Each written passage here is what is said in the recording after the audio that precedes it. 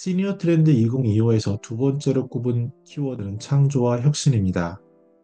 기본적으로 생산 가능 인구 부족을 우리들은 이야기하는데요. 1차 베이비 부모가 은퇴했을 때와는 달리 최근 60세가 되는 2차 베이비 부모가 생산 가능 인구를 벗어나는 이럴 때 점차 앞으로 한 10년 이후에 생산 가능 인구에 공백이 생긴다라고 이야기를 합니다. 특히 인공지능 시대와 같이 사람이 할 수 있는 일이 굉장히 줄어들고요. 박태웅 의장의 경우에는 인공지능 시대에 사람이 할 수 있는 것은 질문하는 것, 이런 얘기를 합니다. 다른 전문가들은 경청하고 공감하고 어울리는 것이라고 얘기를 하고요. 한국은행에서 나온 보고서 같은 것들을 보더라도 일자리 예측은 굉장히 우울할 수밖에 없습니다. 특히 100만 명이나 되는 자영업자가 대폐업 시대를 경험하고 있고요.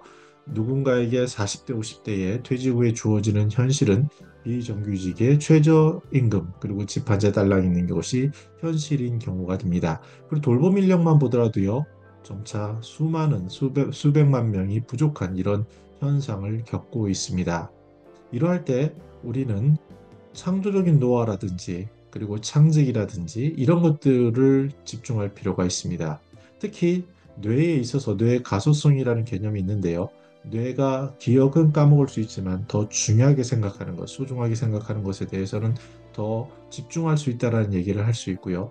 우리는 점차 인공지능 시대에 어떻게 질문하고 어떻게 이 남아도는 시간을 보다 의미 있게 살아갈 것인가 이런 것들에 대한 고민이 늘어나는 시대라고 할 수 있습니다. 이때 일본에서는요, 90세에도 앱을 만드시는 분이 계시고, 제 주변에도 80대인데 어떠한 웹툰을 그린다거나 이런 분들이 많이 늘어나고 있습니다. 즉, 인공지능을 써보는 게 중요한데요. 써보시면은 질문을 잘하면 된다는 것을 우리는 알 수 있습니다.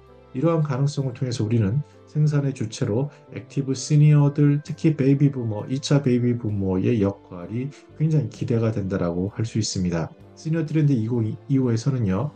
로봇이 굉장히 활성화될 것이다. 그리고 시니어는 소비자에서 그치는 게 아니라 생산자로 넘어갈 것이다. 특히 이 시간에 대해서 작은 업무를 통해서 일을 만들어낼 거고요.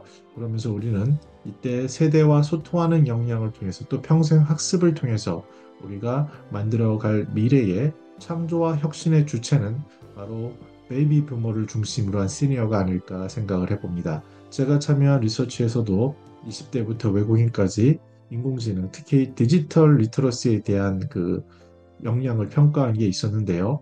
젊은 사람은 바빠서 못하고, 그러나 60대 이상은 시간이 있고요. 또 예전에 주판이라든지 타자기 이런 것부터 해서 신기술을 도입한 이런 경험이 있기 때문에 시니어들은 무궁무진한 자신감이 있고 또 새로운 도전할 수 있는 역량을 갖추고 있습니다.